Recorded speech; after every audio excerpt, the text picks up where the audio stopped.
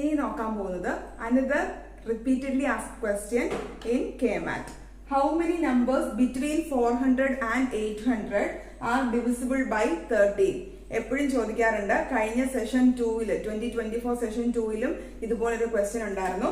എങ്ങനെയാ ചെയ്യുന്നത് നോക്കാം. അതായത് find the number of multiples of 13 up to 400. First step. അടുത്തത് up to 800 കണ്ടുപിടിക്കുക. എന്നിട്ട് എന്ത് ചെയ്യുക? ഇതിന്റെ ഡിഫറൻസ് എടുക്കുക.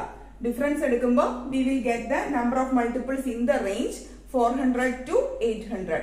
ഇനി എങ്ങനെയാണ് മൾട്ടിപ്പിൾസ് കണ്ടുപിടിക്കുക?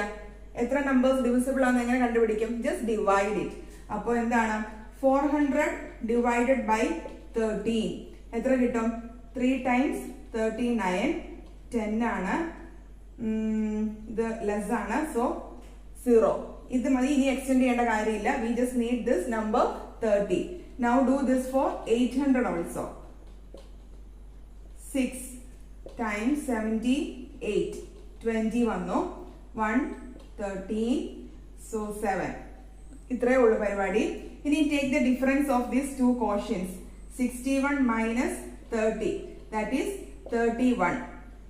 അതിന്റെ അർത്ഥം എന്താണ്? In the range 400 to 800 there are 31 multiples of 13. Simple അല്ലേ? ആ ലോജിക്ക് മാത്രം പിടികിട്ടിയാൽ മതി. നമുക്ക് എത്ര മൾട്ടിപ്പിൾസ് ഉണ്ടെന്ന് കണ്ടുപിടിക്കാൻ ജസ്റ്റ് ഡിവൈഡ് ദാറ്റ്. അപ്പൊ നമ്മൾ 10 ഇൻസൈഡ് 10 എത്ര മൾട്ടിപ്പിൾസ് ഓഫ് 2 ഉണ്ടെന്ന് എങ്ങനെ അറിയും? 10 ഡിവൈഡഡ് ബൈ 2 5. അവിടെ റിമൈൻഡർ ഒന്നുമില്ല, 5 ആണ് കോഷ്യന്റ്. അതായത് 5 മൾട്ടിപ്പിൾസ് ഉണ്ട്. അതാണ് ഈ ലോജിക്ക് ഇവിടെ യൂസ് ചെയ്തിരിക്കുന്നത്. സോ 400-നുള്ളില് 30 മൾട്ടിപ്പിൾസ് ഉണ്ട്. 800 വരെ 61 ഉണ്ട്. Take the difference. So 31 multiples of 13 are available between 400 and 800. So answer clear ആയിട്ടുണ്ട്. Now do this as a homework. How many multiples of 13 are there in the range 400 to 500? ചെയ്ത് നോക്കുക കേട്ടോ. Thank you.